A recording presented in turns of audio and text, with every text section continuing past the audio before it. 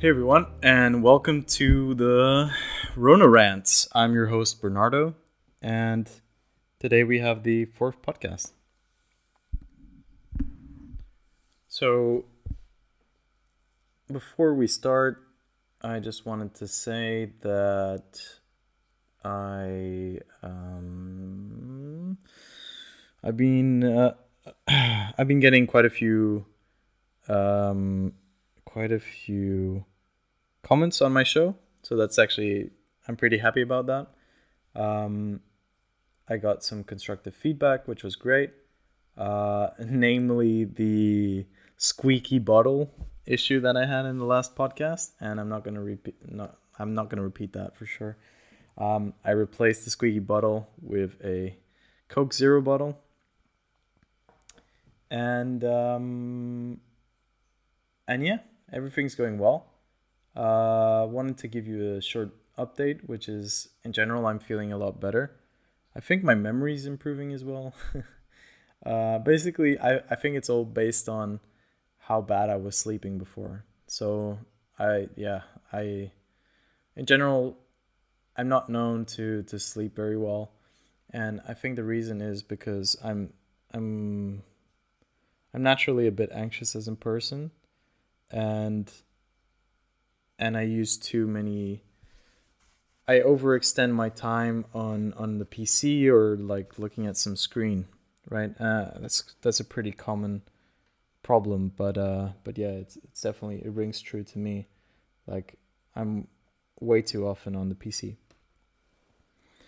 and so I've been making some lifestyle changes, and so one of the things I've been doing is just to improve the overall wellness, right, or health. I started taking some vitamin D because I have no evidence to support this, but I felt like I probably was lacking some vitamin D because I'm always stuck at home. I barely ever go out.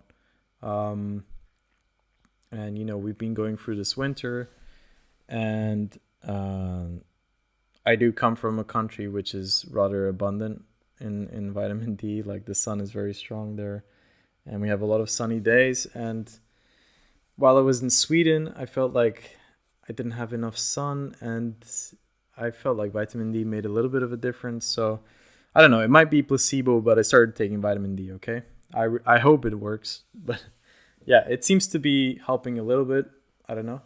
Um, and I've been working out almost every day. Sometimes I take some rest days, but that's going well. And and I started reducing the amount of time I spend on my PC. I put a filter for blue light, because the like blue light supposedly affects your brain and makes you more stimulated than you should be. And I started some type of weird meditation of my own. Maybe there's a name for this. I don't know. Basically, I'm sitting down against a wall. I put on some music and I just listen to my thoughts and I try to process my thoughts. Which is usually, like in meditation, they usually tell you, ignore your thoughts or focus on something else. But yeah, not for me. I mean, I prefer just thinking about life, or just trying to visualize something in my head, like the sea or something. And yeah, and I will start painting as well to have some hobby where I don't require any screens. I'm just waiting on my supplies. And yeah, I mean, so far I feel some difference. Like I feel a lot more calm, a lot less anxious than before. Like the reason why I feel like it's anxiety is because in the past I thought I had sleep apnea, which means that you don't breathe well while you're sleeping.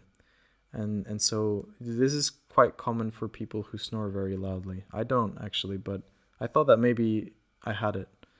And so I even took a machine home and everything, and I did the whole overnight test, but apparently I didn't have that. So I think like most of my sleeping issues come from anxiety.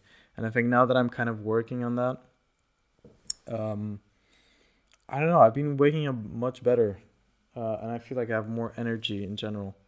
So here's the hoping. I hope that I hope that was the solution, and I'll let you guys know. So anyway, the topics for today, they will be free, just like all the other ones. I might in the future reduce it down to 2 or increase it to 4. I'm still not sure. I'm playing a little bit around with the format.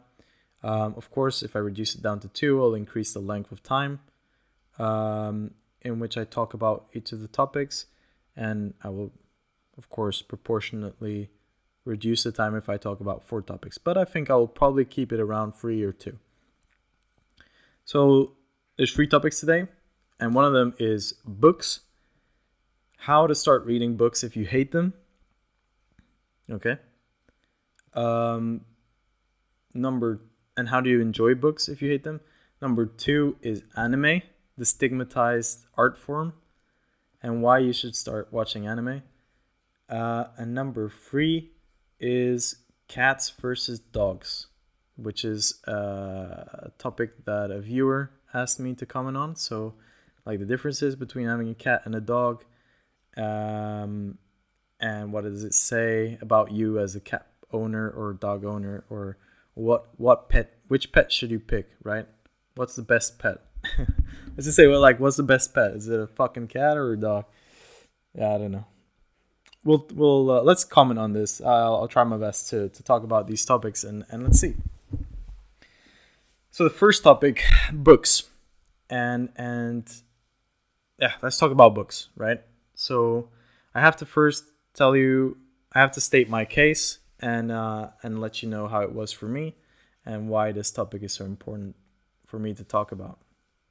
So I am 27 years old, and for the vast majority of my life, I absolutely hated books. I really did not like reading.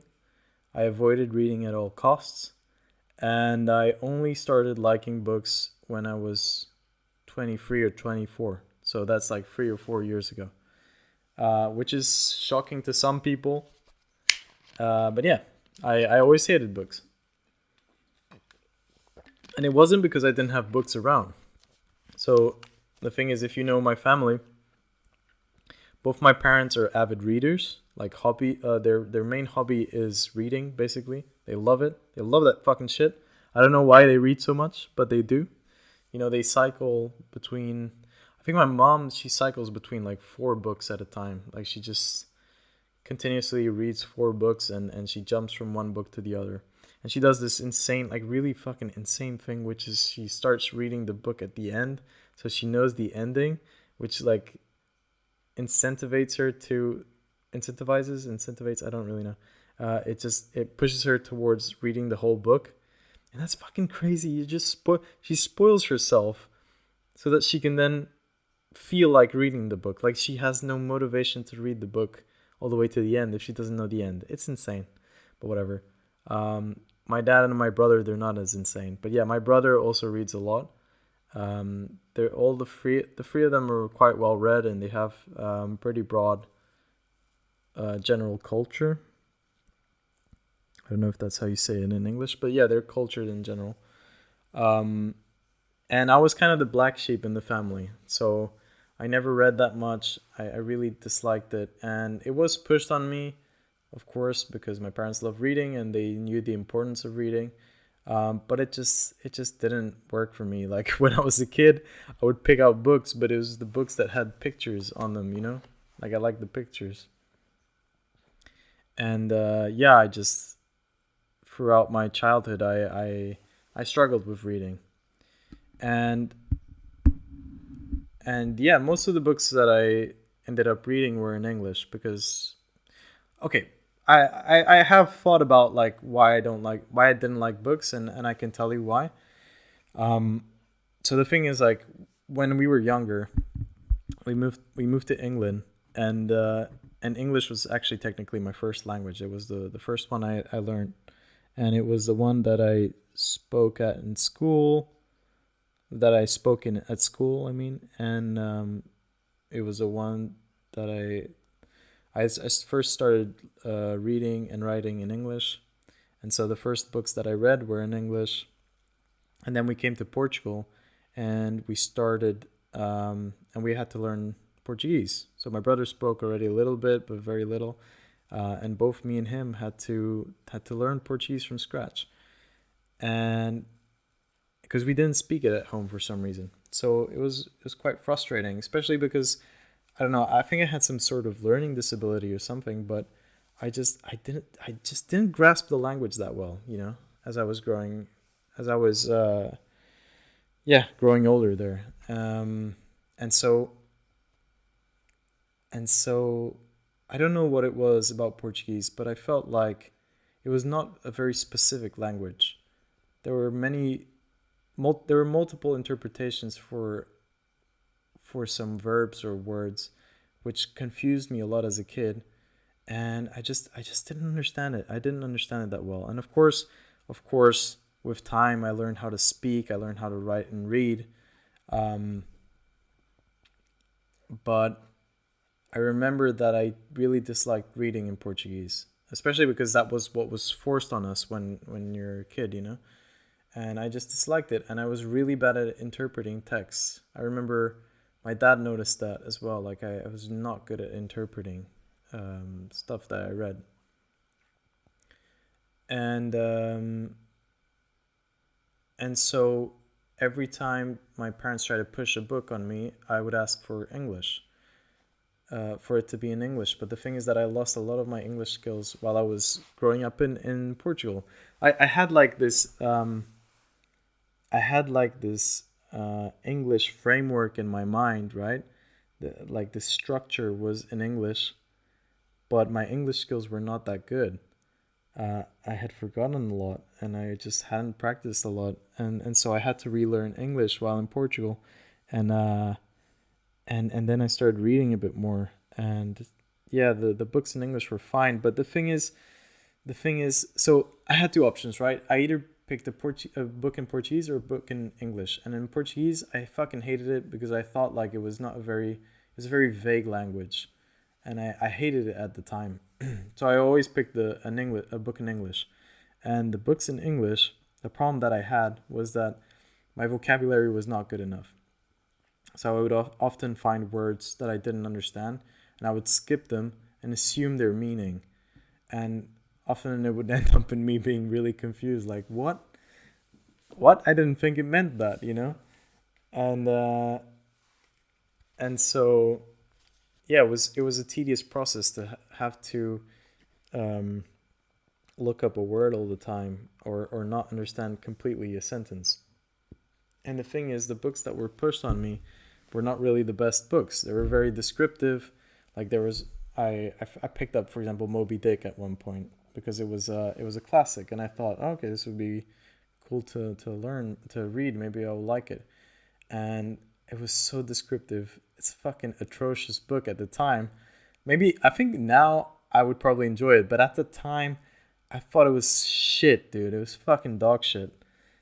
And yeah, just in general, I avoided books, especially because I'm part of the generation that grew up with video games and with awesome movies coming out. So like video game consoles just got better and better and better, and movies got better and better, and so there's so much stimuli there. Like I was getting stimulated visually. um I forgot the word in English, but yeah, the music was also very stimulating, and and I don't know, it was very distracting to watch movies and play video games. So I didn't even bother picking up a book. Why would I pick up a book if I could get a story from a movie? That was my thought process back then. And so this went on for years, and I just completely discarded books. And then, um, which was a big mistake, because then one day, um, so what made things change, right? Why did I start picking up books?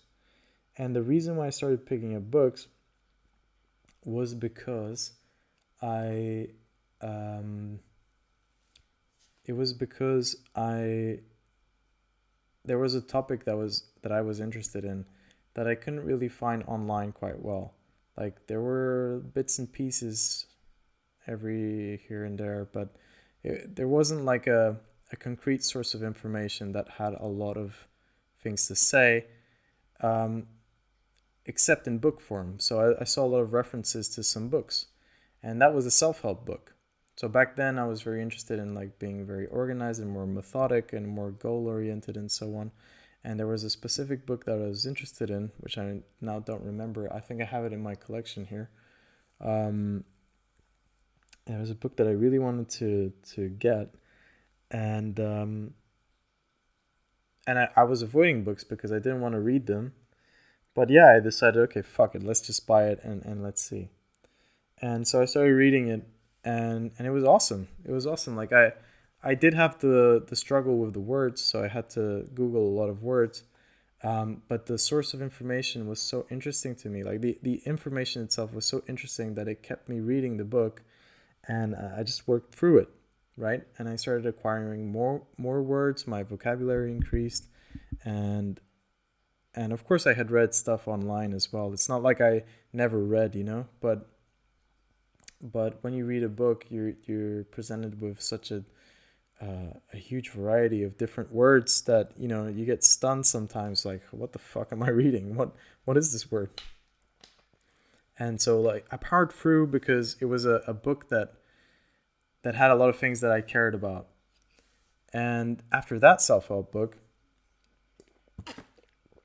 I thought, all right, fuck it. There's some other topics that I want to read about, and I bought another self-help book, and then another self-help book, and I kind of I fell into this spiral of self-help books, which is another topic in itself. Like I don't think we shouldn't talk about this today. I can maybe talk about it another time, because the self-help industry that's like a completely separate topic, and I have a lot to say about that. Um, but yeah, it's a bit of a corrupt industry there.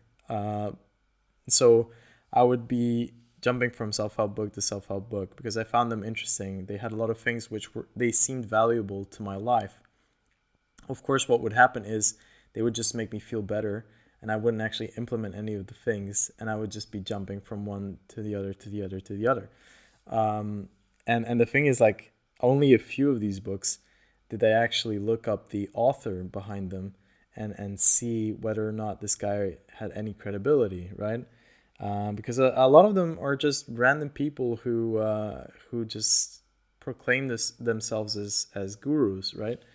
Um, so yeah, it's just a lot of bullshit. But anyway, self-help books was what brought me to the book world. So because I found this genre that I found interesting, that spoke about a lot of things that resonated with me and that I could apply in my life, and they weren't just random novels, um, which had stories that I back then thought I could, acquire from watching movies and so on. This is what brought me to the book world. And then shortly after this, I started getting used to reading and so on. And I started reading when I would go to school, or I would have to take the tram or the bus somewhere. And I started running out of books eventually. And so I asked my brother, if he would lend me a book that he found interesting, like a short book that he found interesting, that he thought would be cool for me to read. And so he lent me this book called Mort from Terry Pratchett. I think it's Terry Pratchett. And I read the book, and it was fucking amazing. It was fucking amazing. Like I thought it was gonna be shit, but then I started reading it, and I was so engaged. I couldn't let go of the book. It was so cool. Like the character was interesting, the the whole world was very peculiar, and I just couldn't let go of the book. I read it in a very short amount of time for the kind of reader that I was, and it just opened my eyes. Like fuck, I hated novels. I hated reading like quote unquote normal books, and then I find this book, and it really shows me how important the author is.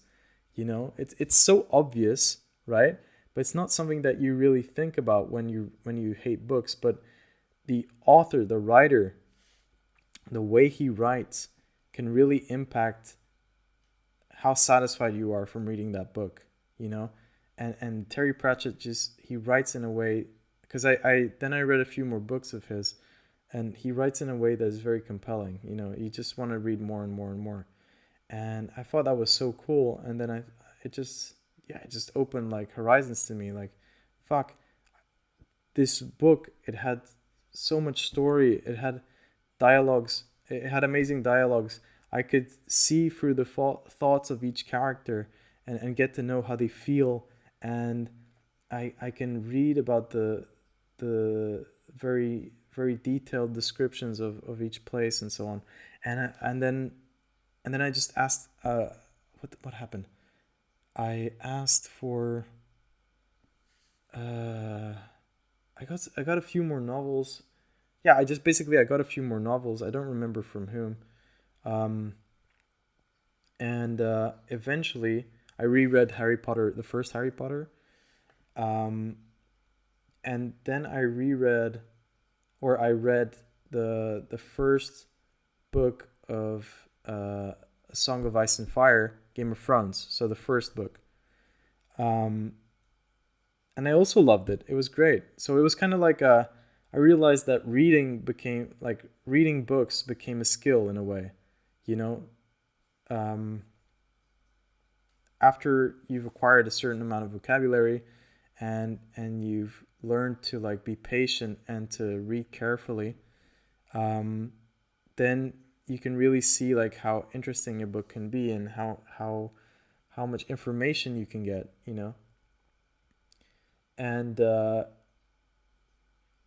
and and yeah. So after I read these, I started just reading more, and I just picked up books that were, you know, that were describing things that I enjoyed.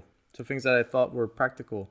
I typically don't read novels. I like reading things that have some sort of uh, knowledge that would be hard for me to acquire online. So I like to read, tutorials on things, or I like to read, um, again, self-help books, or books with a certain topic, like essays. It's not essays, but there's a word for this. It's like non-fictional books, essentially. So yeah, I realized that, and and then of course came this standard debate about like what is better, movies or books on a certain. Let's talk about a certain story, right? What are better, movies or books? And then you always had that guy like, yeah, Harry Potter, the movies were okay, but I read the books and they're much better, And to me, that's really retarded. Like, I think you can't compare the two art forms. There's there's things that you could decompose them into several factors and then compare the factors maybe, but you can't compare the two art forms. There's things that the movies have that the books don't have, and vice versa. And the thing is, they both influence each other too. So, for example, movies have music and they have visual effects that you would not be. I mean, you could maybe imagine it while you're reading, but not really. And they bring so much charm. Music is so important to people. It really changes your mood and the way you perceive things. And, the classic Harry Potter theme and the whole mystical vibe that you get, it would be a lot more reduced if you just read the books than it is if you had watched the movies and read the books. So movies definitely play their part as well. But books have one thing. Books have many things that movies don't do well, of course, which is there's a lot more information in books, right? You take longer to read a book than to watch the movie. So, of course, there's more information. So the story is more detailed. And you can, of course, movies can also do this shortly, but books can, you can really get into the skin of the character and read their thoughts. Like, you can get you're spoon fed their thoughts basically.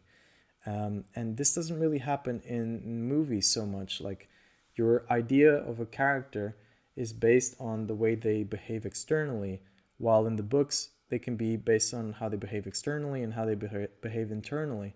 And so I thought that was, it was cool. It was interesting, and so books definitely, yeah.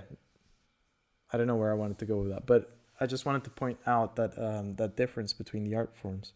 And I'm sure there's a lot of other things I'm forgetting here, but yeah, it's important to mention that.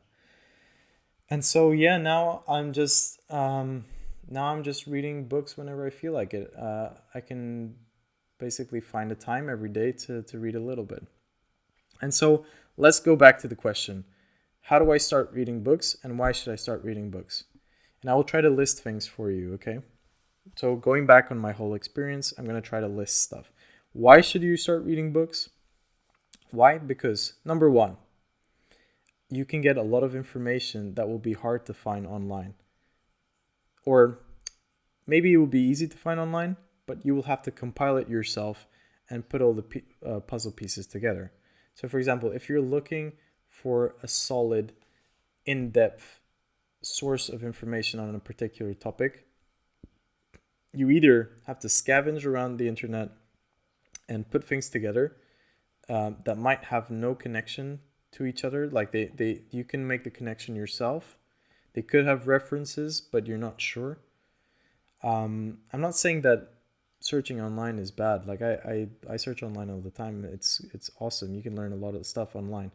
But I feel like books, it's much better for you to follow. If you really want to get inside a topic, it's much better for you to follow a credible author and go through one of their most important books, because books will have references to other books, and you can just follow the thought process a lot better in a book. Like, it's a lot more step by step detailed than picking up information that you find scattered online in general, because of course there are some places online that are almost like books. The information is structured in a very good way.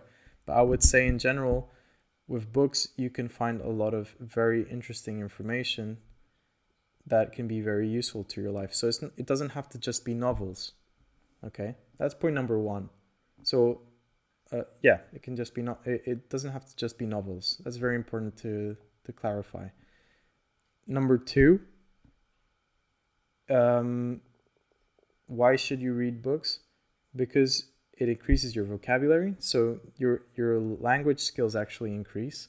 It doesn't mean that my English is much better than it was before. Like, I still speak a bit like shit, and I'm not that eloquent when I'm speaking, but my reading is a lot better. I can understand a lot more complex sentences than I could before, and in general, it improves your language acquisition of other languages too, because if you pay attention and you learn a new word, you can actually kind of understand like some of these new words that you will learn have connections with other languages, especially if you're reading in English, because English uses a ton of loan words from French and German and other languages, so you can learn quite a bit there. And Latin, of course.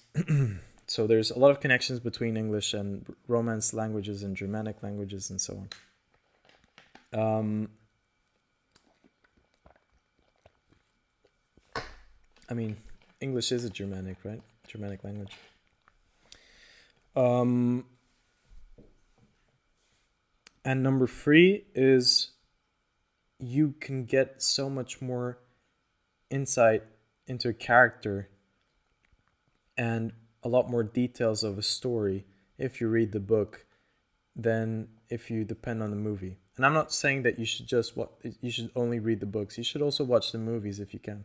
But books just give you a whole other level. Like, it's just you get immersed into a whole new world when you're reading a book than when you're watching a movie. But I know you've heard this argument many times before. So okay, that's the reasons why you should read books. And of course, the third point is for novels. And I know you've probably heard this many times before, so there's no point like hammering so much on this part. The most important part is, how do I actually start reading books? If I hate books, and if I was like you, Bernardo, who started reading more when you were 24, how do I start reading books? How do I stop hating books? And I'll try my best to tell you how to do this. Number one, um, abstract yourself from the idea that books are just novels or stories that don't matter, because maybe you're just not into that. Maybe you're not into novels. There are many different types of books, and I'm not saying that you should go and look up self-help books, just like me, but I'm sure there's some type of genre that you would be interested in. Think about your activities, think about the things that you like to do. I'm sure you can find a book that would be very interesting for you to read. Like, for example, let's say you're a very social person. Most of your hobbies or your activities are based around people or relationships. You're very into socializing and forming relationships. Then maybe look into some social dynamics group books. Maybe a book on how to interpret body language better. That's really interesting. Or maybe you're super into crime and serial killers, for example. Well, there's plenty of books for that. You don't have to just watch Netflix documentaries on this shit. Like, I know that the thing is, online you can find much easier.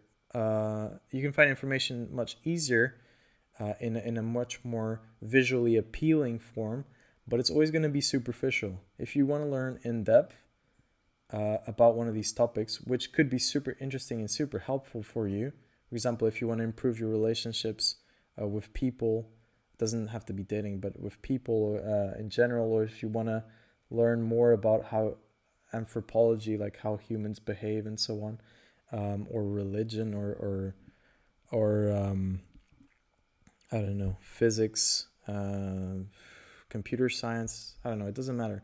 Just think of a topic that you might like that is non-fictional if you're not into fiction, and look, try to find online if there's some recommended book for you to read and give it a shot. You'd be surprised. I'm sure you can find a book that would be really interesting to you, really interesting for you. So that's point number one. Point number two is, check if you're not being overstimulated by media in general, So I complained about this before. In general, like when I was younger and even now, like I was always blasted by highly stimulating things, And the way for you to check if you're too addicted to screens to be able to concentrate on a book is, check, do you have any hobby which is not exercising and not talking to other people, which you can do without having to look at a screen? Like, can you do this for like an hour without resorting to opening up your PC or your phone? Can you do this? So, for example, playing guitar or painting or knitting or some kind of crafting. I don't know. I'm sure you can find some hobby like this. Can you do something like this? Like something that doesn't require a screen for 1 hour? Can you do this? If the answer is yes, then you should have enough concentration to read a book. And if the answer is no, then you probably first have to find a way to reduce your screen time and to work on your concentration in one task. This is probably important before you start reading. And that's up for you to figure out. I'm not a guru. And number three is, if the language is a barrier for you, so you have, like, you don't have a vast vocabulary, let's say, in the language of your choice. It doesn't have to be English. Then just start with a simpler book. Ask friends of yours that have given you good recommendations on movies or books, or on movies or series, and ask them if they read, of course, and if they have read, ask them for like simple short books, maybe not even for your age range, for a younger age range, and yeah, just ask them for some help on this, and I think these 3 steps will really help you. Like, definitely start with shorter books. And if you have any questions, you can always ask me. Um, or if you have anything you want to comment on, feel free to do so. I just want you to know it is possible to like books even after 24 years of hating them. Uh, I managed, so you can definitely manage too. And I'm telling you, it's quite rewarding to read. Like, it feels quite good to read. Okay, that took a really long time. I'm sorry about that. I think this podcast will be, it's in general a bit more serious than the other ones. And it might take longer than the other ones for sure. But that's okay. I have the patience, so should you. Now let's talk about the second topic, which I was quite interested in doing, but I'm worried that I won't be able to express my thoughts that well. Like, it won't be that convincing, because it really depends on the type of viewer that you are. But whatever, we'll get into that later. So the second topic is anime, the stigmatized art form. And first of all, what is anime? So anime is it's now it's a style, but originally it was cartoons that were made in Japan. So anime is short for animation. Animation. I don't know how they say it. Like animation. So it's like the Japanese way of saying animation, like the translation from English to Japanese, and so us Westerners we like they call their cartoons anime, and we refer to their cartoons as anime as well, because they have like a very distinct style, which you wouldn't say is the same as our cartoons in the West, right? Yeah, they have very distinct style, and there are some Western cartoons now that apply this style, and this is why it's hard to say like when is a cartoon an anime. And I would say it's like, for me, it's the visual style. It doesn't have to be Japanese to be considered anime. But some people might disagree with me on that. I don't know. But you can fuck off if you do.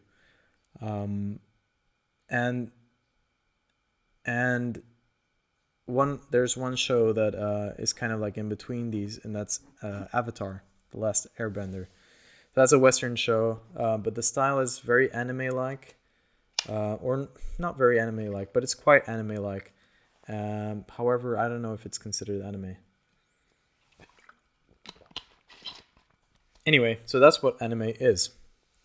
So what's the problem with anime?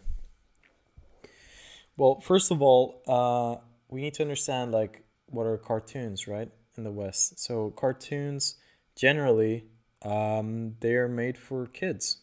That's the truth. Most of the cartoons that we see, they're made for kids. That's their target audience. It's children. So a lot of the cartoons will be, humoristic. They will be very light-hearted, very simple, and yeah, just with loud noises, and funny sounds, and they're appealing to kids.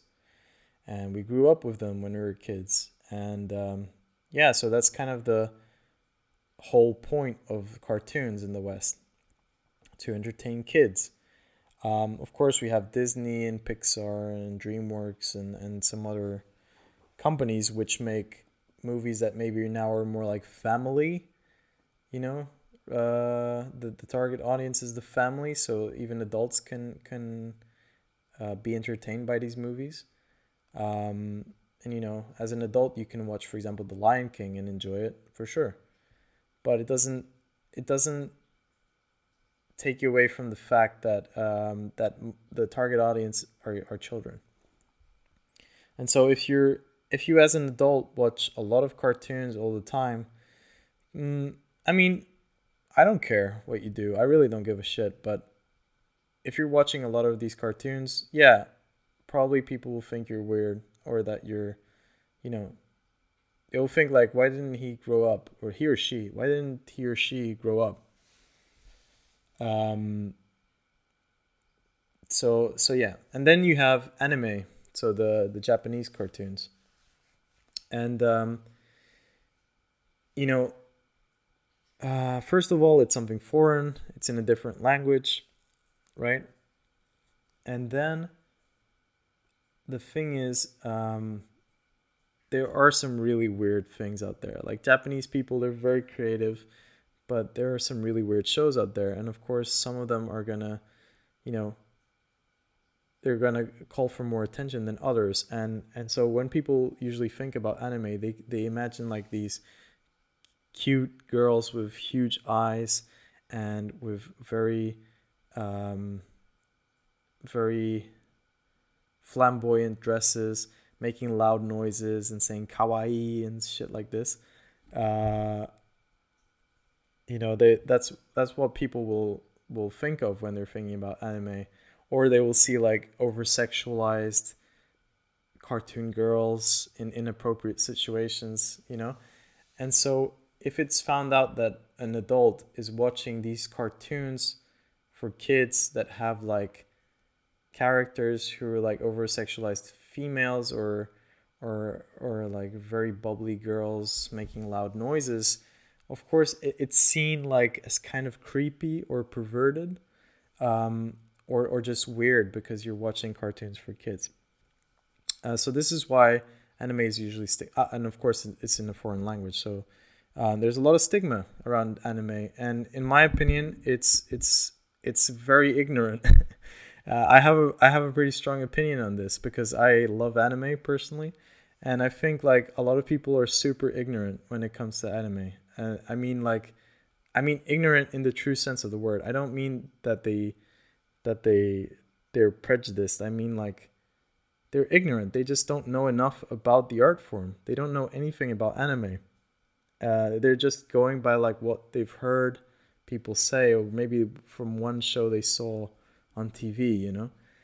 And and so I will basically build up a case for anime, and I'll try to convince you to watch it. So first thing is, I would say the biggest distinction between anime and Western cartoons is the seriousness behind these cartoons, right? So in the West, the cartoons are mostly targeting children.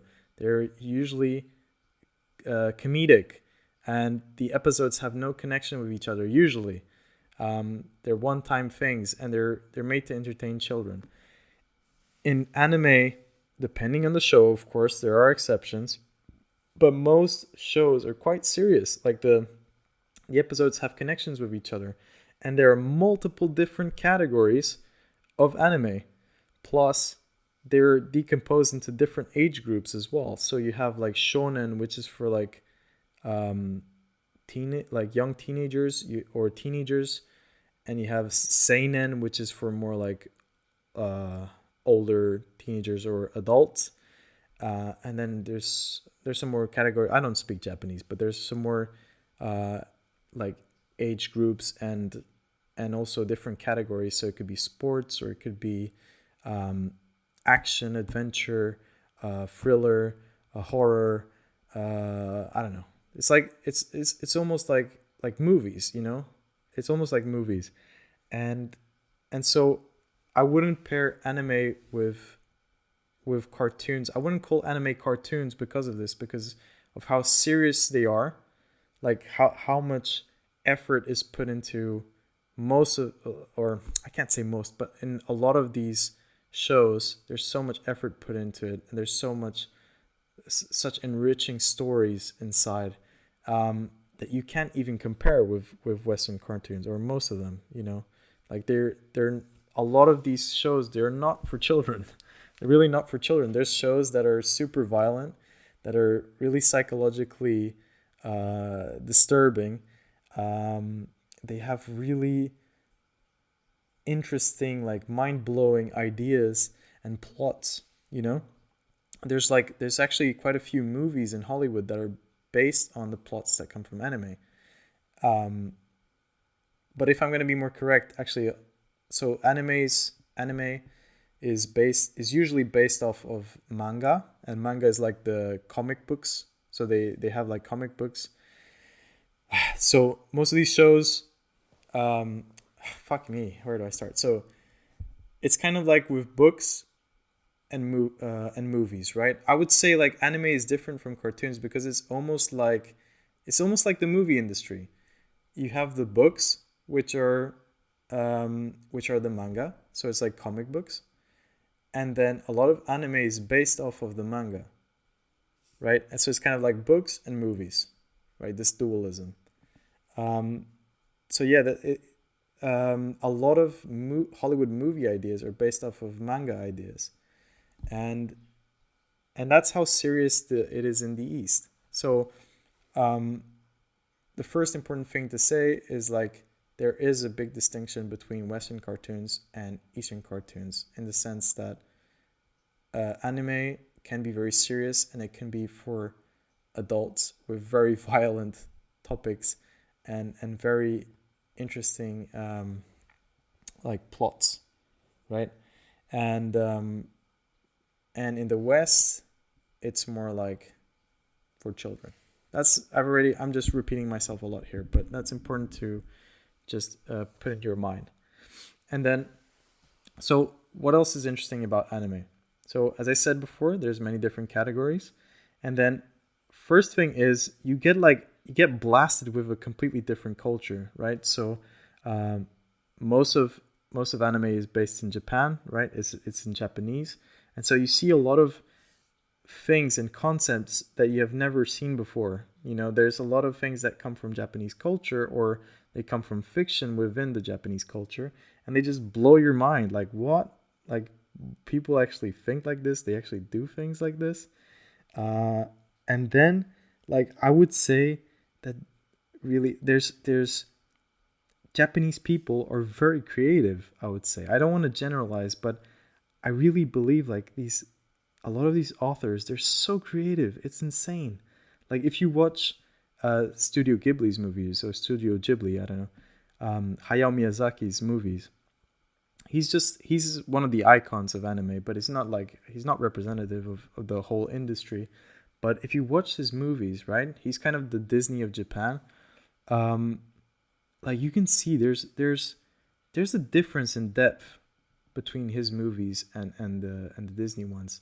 There's like some serious like some darkness within them, you know. If you watch some of them, like Spirited Away, for example, Princess Mononoke, and and a few others. If you look into them, you'll be surprised, and they're quite easy to watch as a Westerner, you know. And and so what I wanted to say is that um, there's so many different topics that are talked about that you would never expect to hear about or see in the West, and I feel like there's a lot less taboo in Japan. So a lot more things are portrayed, like a lot more violent ideas are portrayed. There's not so much censorship, and I find that kind of refreshing in a way. Like sometimes it can be bad, you know, because for example, the sexual thing that I mentioned before, I feel like they're a bit perverted sometimes. Like some shows are a bit perverted. Um, but in general, I like the freedom of expression. Like you can really see really creative ideas and very emotional ideas, you know. This sounds super this sounds super weak of me to say or super sensitive of me to say, but I think people that have watched a lot of anime can relate to this. There are some anime out there that will make you cry like a fucking bitch, dude. They will just make you cry so much. I swear to God. Like, even for example, there's one show called One Piece. It's for I guess it's for young teenagers or like teenagers, but a lot of people watch it. It's a shonen. Even adults watch it, and it's super like it's a great shonen.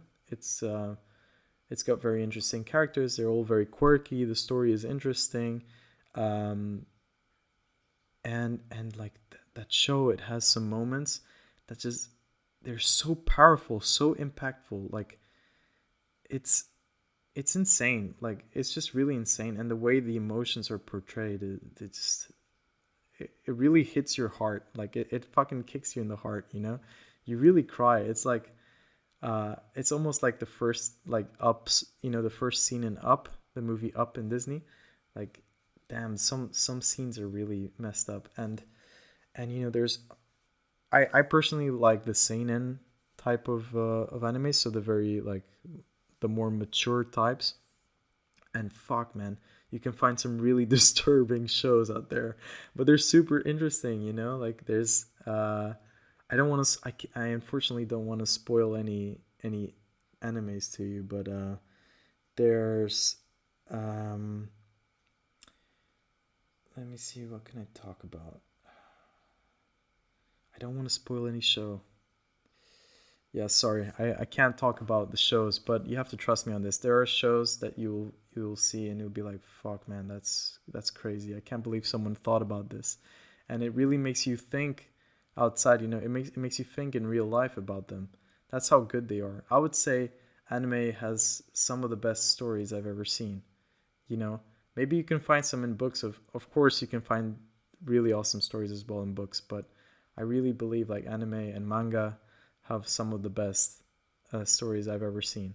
Um, so that's another reason, and and yeah, like okay, that's the reasons why you should watch it. Of course, I should talk about the disadvantages. Disadvantages would be you will have to read subtitles in Japanese. You shouldn't watch it dubbed, in my opinion. Of course, maybe you've watched some anime before that was dubbed, like Dragon Ball Z. Sure, that's fine, but I would recommend that you don't watch it dubbed. So you'd have to get used to the Japanese subs, and I think that's completely fine. You get used to it, or sorry, not the Japanese subs, the Japanese audio, but the subs in your language. So you have to get used to like hearing Japanese, but you read the subs in your language. But that's fine, dude. You get used to that. And of course, number two is like sometimes there's humor that you're not really used to, and it's kind of weird. Like some Japanese sense of humor is kind of weird, but you get used to it. And of course, like with freedom of expression, you see things that you don't want to see, right? So there are some shows that are sometimes a bit racist if you're sensitive towards that. If you're sensitive to that, and there are a lot of like sexual things going on, and sometimes this is really weird.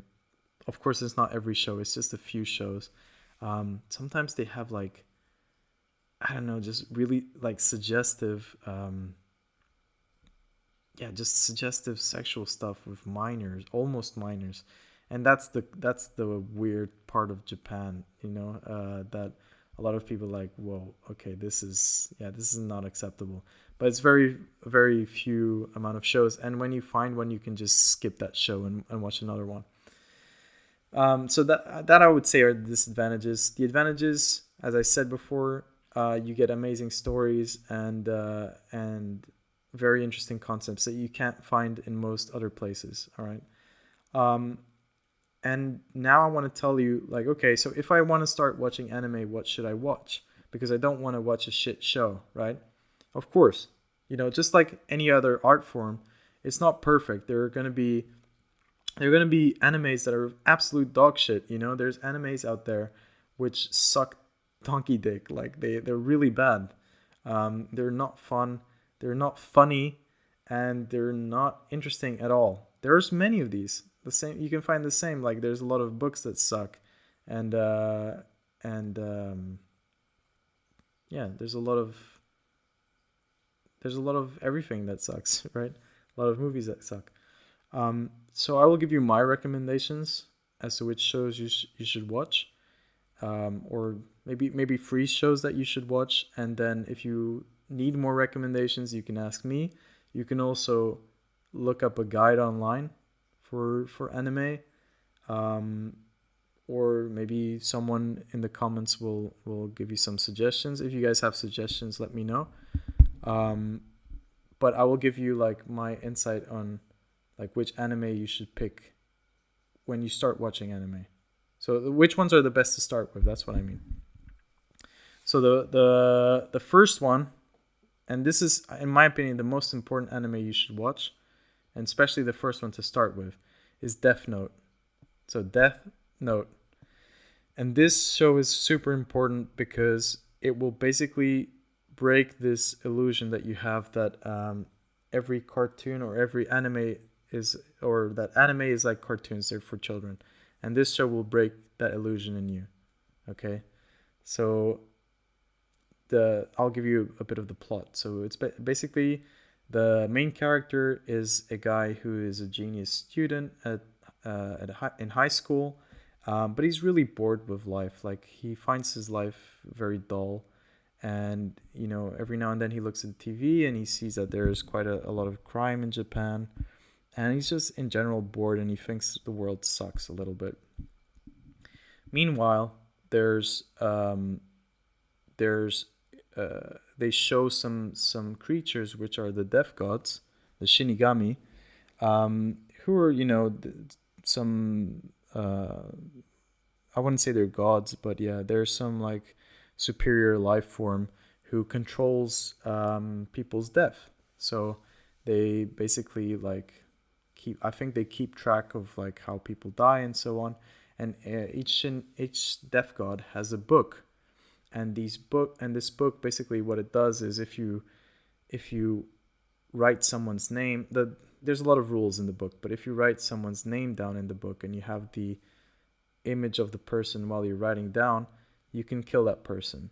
Okay, so then you can specify the cause of death and whatever, but it's a basic rule. If you write someone's name down and if you have their face in your head while you're writing it down, then that person will die. Okay, it's a special rule of their book. And one day, one of these death gods decides to just drop the book down onto Earth, just for fun. He just drops the book down, and he just wants to see what kind of havoc is caused. And so, of course, this main character finds this book. He sees the book. He sees that the title is Death Note. He gets intrigued, and he starts reading the rules, and it's interesting. But of course, he doesn't really believe it. He thinks it's just a stupid book that someone made up. So he starts reading the rules, and he eventually he goes home and he sees that someone is doing some sort of crime. I don't remember what it was, and so he gives it a try. He looks at the person on TV in the news, and he sees the name, and he writes down the name of the person, and that person ends up dying, and he gets shocked, like, what the fuck, did it actually happen? And then, as he does this, since he touched the book, he can now see the death god to whom the book belongs, right? So he sees the death god, and basically, like, they partner up, or the death god, like, explains it to him some stuff, and then he just decides to give it a try, and he decides to wipe out the criminals in Japan, and eventually he starts killing so many of these criminals that he becomes, he wants to become some sort of like policing entity, but then there is another force that tries to catch him.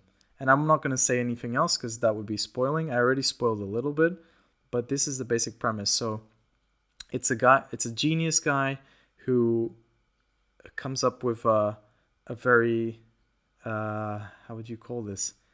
Grandiose scheme to clean the world.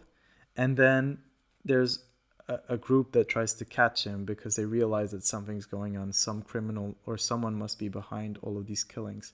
And then the leader of that group who's trying to catch the main character is also a genius, and so it becomes like this battle of wits, and it's such a great show. Like, everyone should watch that, and it might seem a bit slow at the beginning, but you'll definitely enjoy this, and it's super worth watching.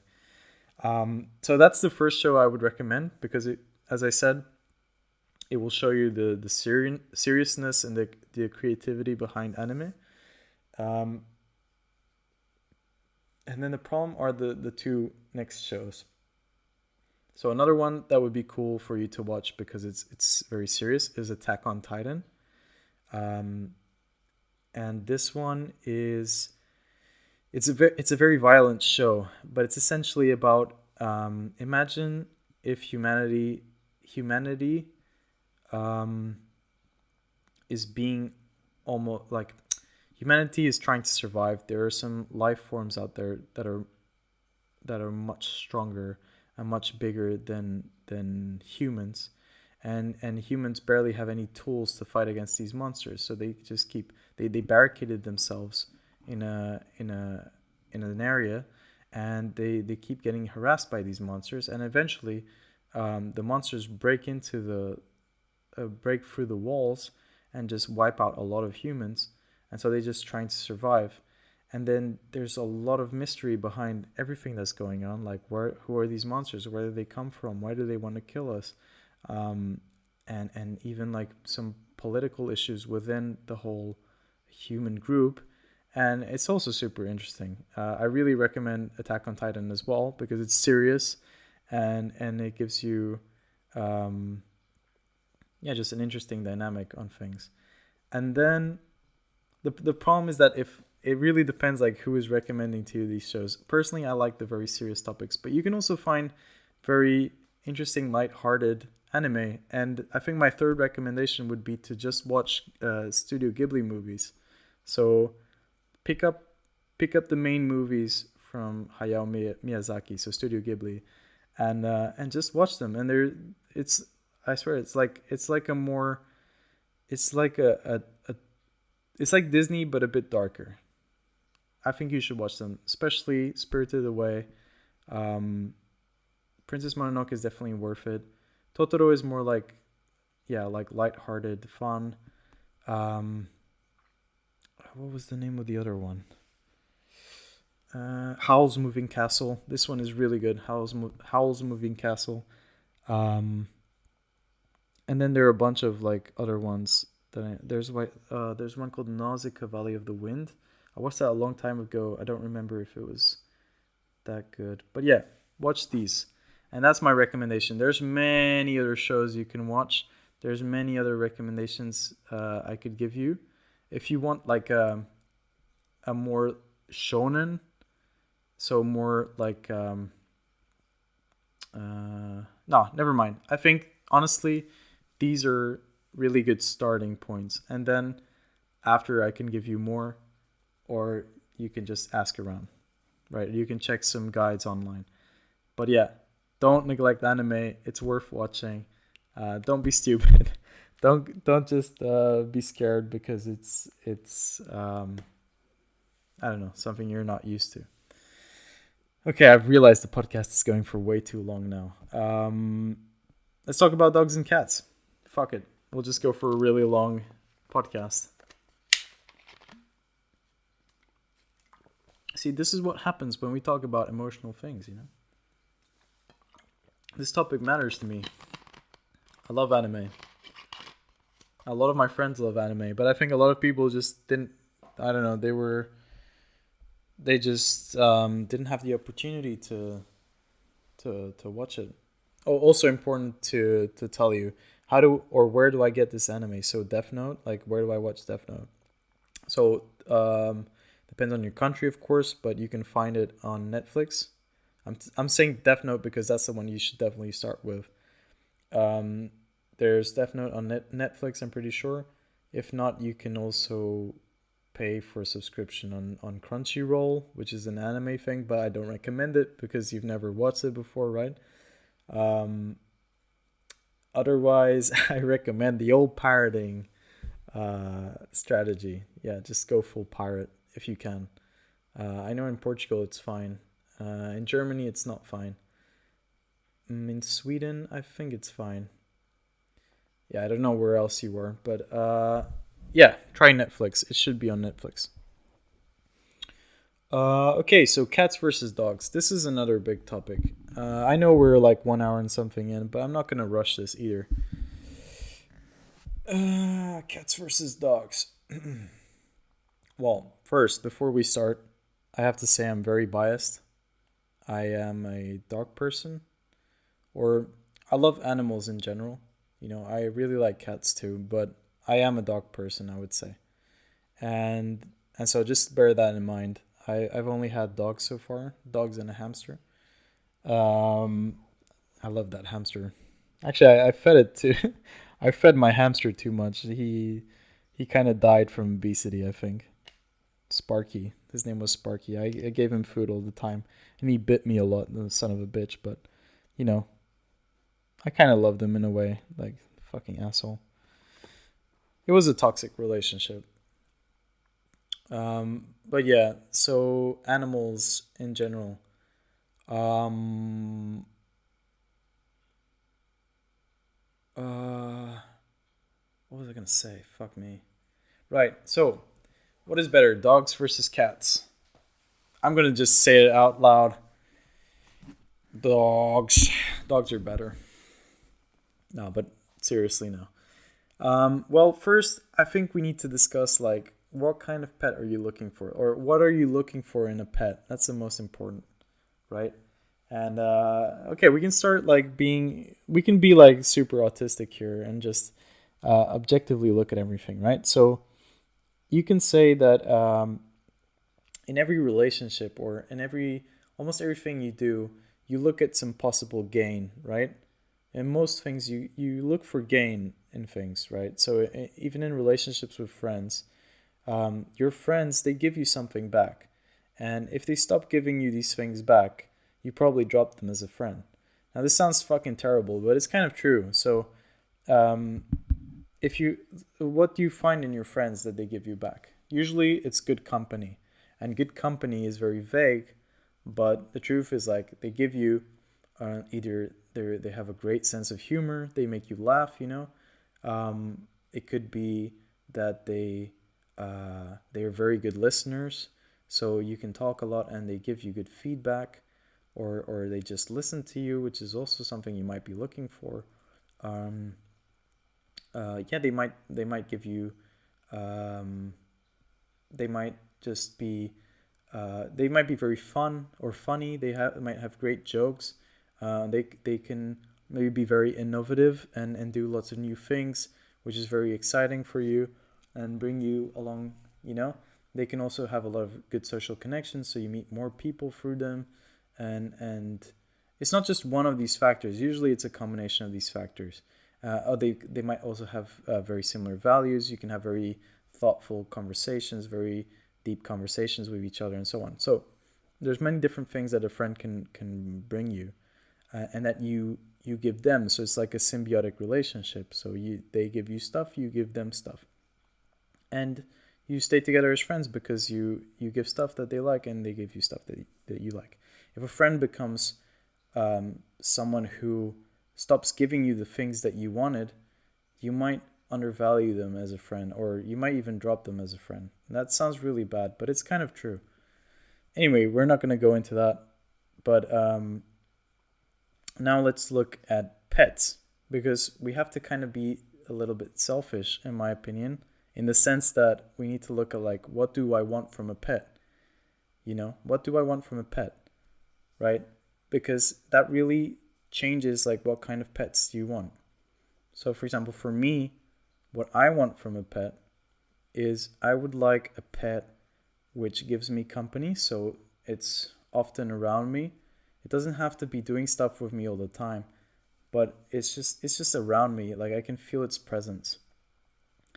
And I would like that, when I want to touch the pet, that they will enjoy it. That they don't have to always enjoy it, but they will mostly enjoy when I touch them and when I interact with them, um, and that they will want to play when I want to play with them. Of course, it doesn't have to be all the time. I don't want to force it, but it would be cool if the pet enjoyed it when I want to play, you know, and um, and ideally, it would be great to have a pet who is independent but also dependent, right? So a pet that can do its own thing, but also feel a need to be around me, and that because I feel the need to be around them, and we entertain each other. So it's like a companion, like a yeah, it's like a companion. And I'm probably forgetting some more things that I would like from a pet, but that's basically how I see a pet. I would not like a pet where, if I want a pet if I want to caress the pet, it bites me, or it doesn't like it all the time or most times. A pet that just, I want to do some activity or do something with them, and they just completely ignore me or just do their own thing. That they only come to me when they feel like it, and like, because it sounds really wrong what I'm saying, but yeah, that a pet that, like, if a pet only comes to me when they feel like it, and it doesn't regard like how I feel like it doesn't care about how I feel like it. Fuck. If a pet comes to me when it feels like it, but it doesn't care if I do or not, or a pet that comes to me when I feel like having the pet close to me, that's a big difference. It doesn't mean that I will force the pet when I feel like being with them, but it would be cool that we would be in sync. It would be cool if we would be in sync. That's what I mean. So that's for me the ideal pet, right? Um, and of course, loving, wanting to share affection, like be close and touch and just be there close. So that's very important to me. Um, and now let's talk about both dogs and cats, right? So dogs and cats are clearly very different, but we can't generalize. There are cats that have more dog-like traits, and there are dogs that have more like cat-like traits. And so, like the basic thing that people say, right, is that cats are independent and dogs are very dependent, needy. Um, and and yeah, it's true. It's true for sure. And the thing is, like, they both have attributes that are very interesting, and they're quite nice, and they both have negative traits that are kind of annoying. So it's hard to pick like which animal suits you better. Um, so for cats, I'm going to talk about cats, but I don't want people to hate on me because I don't have that much experience with cats. But I would say that cats are very independent, usually. You have some cats that are more dependent, of course, but I would say cats are usually very independent. So they're great animals to have in apartments because they just do their own thing. They really just do their own thing. They're very entertained by by themselves, and they're quite clean in the sense that it's easy to tell them where they should do their necessities, shit and whatever. And they're quite clean, so they're just easy to manage in that sense. Where like yeah, they're not that messy, except when they break stuff, of course. Um, and they're very independent. They're very curious, which is cool. Like, it's interesting to watch them because they interact with a lot of objects and try to find new things and just do crazy things. So that's kind of like why they're the internet's animal, because they're so interesting to look at, and when you record them, they can really do really crazy shit. Um,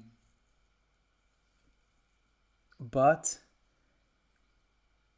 there's something I don't like about cats, and cat owners usually have an argument against this. But basically, what I don't like about cats is how independent they are. Like, they're too independent, which sounds like something very oppressive that I'm saying, but they are like almost too independent. Some cats, it's like you don't even have a pet. It's a living thing that's in your house, but it's not really a pet. It's this living thing that doesn't give a fuck about you, and of course, not every cat is like this, but a lot of cats are like this. Um, so like sometimes you might pet the cat and it freaks out and fucking bites you and scratches you. Like, what? Fuck you, little cunt. Like, I keep you in my house and you do this. Um, so that's one thing. Another thing that they do is just break stuff for fun, you know. Um, of course, dogs might do it too, but I think they usually don't do it for fun. They do it for food. Cats break shit for fun. And just in general, they only come to you when they feel like it. They don't really, and which is seldom, or it seems like it's seldom. I that's at least from my impression. Like they just don't seem that affectionate as animals. And I might be wrong. And I've seen some cats that are not like this, but I think like in general, you can kind of make this statement. And that's even why like a lot of friends of mine, I thought about having a cat, and quite a few friends of mine, they always told me, okay, you should go to a shelter and just sit down and let a cat come to you, and see like how affectionate they are towards you, and how long they stay with you while you're sitting down if you're at a shelter, because then you kind of weed out which cats are going to be like the nice type, and that's crazy. Like I think that's crazy. It's not a process that you have with dogs, for example.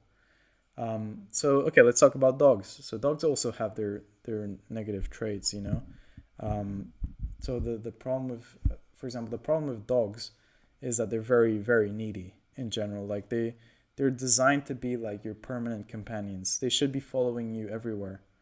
So it's kind of like having a permanent baby, maybe okay when they're like 6 or 7 plus, it's fine. But it is kind of like having a permanent baby. Like you always have to be taking care of it, and it can get annoying. And depending on the breed of dog, some need a lot more attention than others do, which can also be very frustrating. So that's why usually it's recommended that. Oh, and of course they need a lot of space, right? Place, like they're very energetic, and they like to do things. So usually it's better to have a dog outside of an apartment, so in a house, or a place with a field, so they can really tire themselves out, and just enjoy and explore by themselves. Of course, with cats, you can also let them roam outside if you're like living in the village or something. But yeah, with dogs, usually you should have like an open field. You can also have them in the apartment. I had a dog in our apartment. Um, but yeah, so that they're more needy. They require more effort from you for sure. Especially like you need to take them out for walks because they will crap your entire apartment and stuff like this. So it's really like having a baby. So it can get quite annoying in that sense. But since they're more needy, the cool thing is that, well, some of them can be a bit more independent, which is cool because they will do their own things and they won't bother you all the time. But since they're needy, they will always be by your side, and they can really give you a lot of comfort. And you won't have that experience where you're petting the dog and it doesn't want you to pet it. It's very rare that that happens. If they're angry or something, it's very rare that that would happen. And and and when you want to play with the dog, almost always they want to play back. So that's perfect for me. Like if I, um, it's kind of like I get to be selfish in that sense. Like I don't have to, because the dog always wants to play or always wants to do things. So I don't have to wait for the dog to want to do stuff with me. It's really frustrating. So yeah, it is a selfish requirement of me, but I think I love dogs more than cats, and I would enjoy a dog much more than a cat because basically I can get the things I want when I want them, and I know that this creature always wants to be beside me, and I also want them to be beside me at some point, and you just form like this really strong bond with a dog because it's kind of like a baby. You're constantly sacrificing yourself for the dog, so that also creates more intimacy. um, and of course I'm not saying that a cat owner and a cat can't have the same connection as a dog owner and a dog. Of course they can have the same connection, but for me personally, I prefer dogs. I feel like I would connect more with a dog, and they're just better animals in my opinion to have. But of course they're a lot more work, and it's hard to take care of them, especially if you leave for extended periods of time. Then it's kind of shitty because you need to give them to someone else for a while. You need someone else to take care of them, and it's not like cats where you can just let them roam free and just give them food and water. Like if a dog is alone in the house for long periods of time, they get really, really nervous and anxious, and it's just not good for them. So yeah, it's you need to take a lot more steps when you have a dog, unfortunately. So yeah, that's the cost of having a more dependent, loving creature, is you need to sacrifice a bit more. Um, but I still prefer dogs. I prefer dogs for sure. Um, but one thing that I found interesting, maybe just to add as a final note, it's interesting how, like, because some people theorize, like, why are they like this? Why are cats so much more independent than dogs? And one thing that I remember reading was like how these two animals were tamed, and it's very interesting because it's quite different. So in the case of dogs, um, what is theorized is that a long time ago, when we were kind of cavemen, I guess, um, some wolves would approach human populations, and they would try to get some food scraps. And so people would let these wolves get the scraps. But if the wolves were very aggressive, the hunters would kill down the wolves, and they would keep the cubs. And so either they would let the more tame adult wolves stay, or they would kill the adult wolves and take the babies and just raise them there. And so this process just kept on going and going and going, and and of course the wolves became tamer over time, and they would assist humans in hunting and assist humans in doing a lot of things for food, because they knew that they would basically be guaranteed food. Um, so with wolves, there was a proper domestication, and it came from the fact that the wolves approached humans, and they, you know, gradually weeded out the violent ones and kept the passive ones, and bred them like this. So that's the wolf case, which then became the dog, right? Um, for cats, it was very different. For cats, what happened was, so with the increase in agriculture and plantations, um, this this attracted a lot of critters like rodents and insects that preyed on vegetables and so on. And so this, on the other hand, also additionally attracted cats or felines, which hunted down these critters for food. So human populations started seeing an increase of cats, or the ancestor of the cats, um, show up and just come there for the critters and maybe for some extra scraps, and then leave. And they would come and they would roam around, and of course maybe the aggressive ones would be killed, and the tame ones would just hang out and just eat the insects, and just you know kind of hang around and do whatever they want to. And so it was kind of like the cats actually self-tamed themselves. They weren't like properly tamed like the wolves. So they were a lot more independent and just hung out to eat whatever was there. um, they weren't actually brought into people's houses, and because they couldn't really use the cats for any proper function. They weren't like educated to behave in certain ways. Cats just did whatever they wanted, and they just roamed free, and they just wouldn't attack humans and just attack the critters. So that's at least what I remember reading, and it's very interesting, and I think that really shows the difference between the two animals. And yeah, I'm gonna say fuck cats and long live dogs. No, I'm kidding. I actually like both animals, but if I had to pick, I would pick dogs. And yeah, I think that's it for today, guys. We've been talking for a really long time now.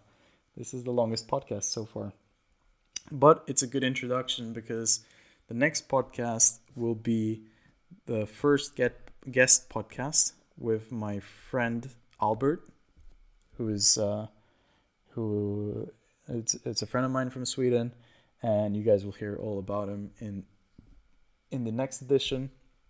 I don't want to spoil. And yeah, that's it. Thanks for tuning in. If you have any questions, Let me know. If you have any comments or feedback, let me know as well. If you have any complaints, go ahead and complain. And yeah, if you have anything else you want to add, feel free to comment. I'm sure I forgot a lot of things. These were 3 big topics. But yeah, let me know what you think, and I'll talk to you some other time.